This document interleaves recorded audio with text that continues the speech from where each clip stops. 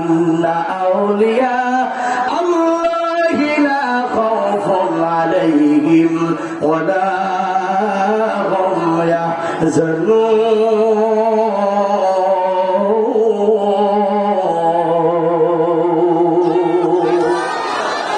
আরে সত্যিকারের ওলি যারা আমরা তাদেরই পক্ষের লোক।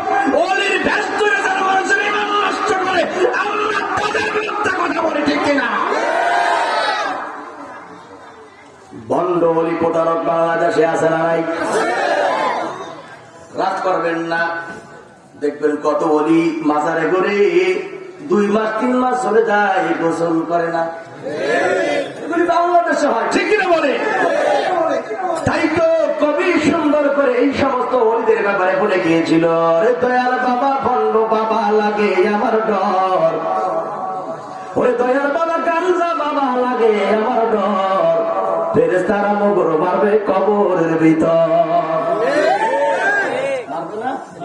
ফেরেশতারা আমার মারবে কবরের ভিতর, বাবা রে ফেরেশতা মগর মারবে কবরের ভিতর। বাবা আমার এমন ওলি কতেক বাবা মুখতে হয় না পানি। এই কথা কি মিথ্যা না সত্য? কেন পীরের কদমে চাইবো আমি? আমাকে বানিয়েছেন আল্লাহ, আমার সমস্ত প্রয়োজন মিটাবেন তিনি, যিনি মায়ের পেটে আমাকে 10 মাস প্রয়োজন মিটিয়েছে, সেই আল্লাহ কিন্তু আমার দুনিয়ার প্রয়োজন মিটাতে পারে না। তোমার মায়ের পেটে তখন তুমি ছিলে, ইন্না খালাকনাল ইনসানা মিন নুতফাতিন আমশাজিন নাবতালিহু ফাজআলনাহু সামিআন বাসীরা। সামান্য এক ফোঁটা তরল পানির মাধ্যমে তোমাকে আল্লাহ পাক বানালেন মায়ের পেটে, ফি কারারিন মাকিন। এই ভাইরা ভালো করে বোঝেন, সুরক্ষিত জায়গাতে আল্লাহ পাক তোমাকে রাখলো। ওই সামান্য পানিটা একই ধারে 40 দিন কিভাবে ছিল, এরপরে সেটা হলো জমাট রক্ত, সেটা হলো গোষ্ঠের টুকরা, সেটার ভিতরে আল্লাহ পাক রক্ত দিল, শিরা উপশিরা রক্ত দিয়া ফাকাসাউনাল ইসামা লাহমা। এরপর আল্লাহ পাক সেখানে কভার করে দিলেন, প্যাকেট করে দিলেন। ফাআহসানুল খালিকিন, আল্লাহর চাইতে উত্তম সৃষ্টিকারী পৃথিবীতে আকাশের নিচে জমিনের উপরে আর কেউ হতে পারে না, ঠিক কিনা কথা বলে? আল্লাহ পাক মায়ের নারীর সাথে তোমার নারীকে সেট করে খাদ্য দিল, যে আল্লাহ 10টা মাস মায়ের পেটে পীর ছাড়া মুর্শিদ ছাড়া তোমার প্রয়োজন মিটাতে পারে, সেই আল্লাহ দুনিয়ার রিজিকের প্রয়োজন মিটাতে পারে। তাই কোনো বাজারে নাই, কবরে নাই, আজ থেকে চাইবে না এক আল্লাহর কাছে, ঠিক কিনা কথা বলে? মনে থাকবে ইনশাআল্লাহ, মনে থাকবে ইনশাআল্লাহ।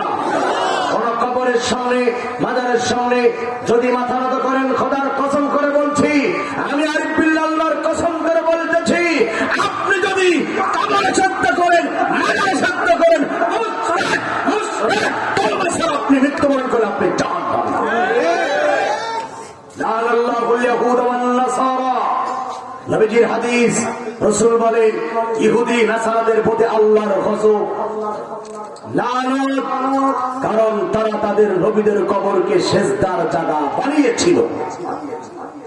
লা তাজআলু ফি কবরি ঈদা, তোমরা কবরকে ঈদগাহ বানিও না, এর মানে উৎসবের জায়গা কবরকে বানিও না। এই এই এই এদিকে আসেন, বলেন কাম নাই কাজ নাই, বুঝতে পারবেন?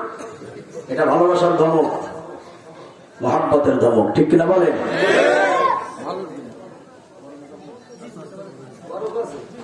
এত মাস তোমার করছে মাস এই আছে মুনাফা মুনাফা মনে হয়েছে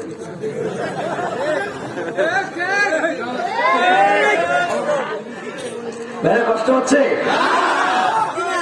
হ্যাঁ? সারা রাত তো চলবে না, তবে যতটুকু চলা দরকার ততটুকু চলবে ইনশাআল্লাহ। ভালো লাগছে আলহামদুলিল্লাহ।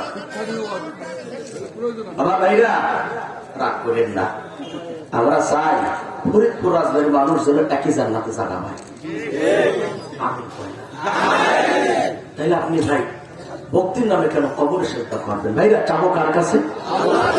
এবার কোরআন থেকে শুনুন, কোরআন থেকে শুনুন। কোরআন থেকে শুনুন, যারা আমাদেরকে বুঝায় যে অলিয়া উলিয়ার কাছে না চাইলে আল্লাহ দেয় না, এটা মিথ্যা কথা। কারণ অলি রেজে দেবে, আপনারও সেই আল্লাহ দেবে। কথা হয় না কেন? এখন বলবেন হুজুর আমাদের মুখ তো ভালো না, তাই অলির কাছে কই, অলি আল্লাহর কাছে করবে। আরে আপনার মুখ ভালো না হলে আল্লাহ যদি না শোনে, আল্লাহ অলিও তো শুনবে না। যদি আপনি বলেন আমার মুখ ভালো না, আল্লাহ শোনে না, তাই অলির কাছে কই। আল্লাহ যদি নাপাক মুখের কথা না শোনে, আল্লাহর প্রিয় বান্দা অলিও শুনবে না।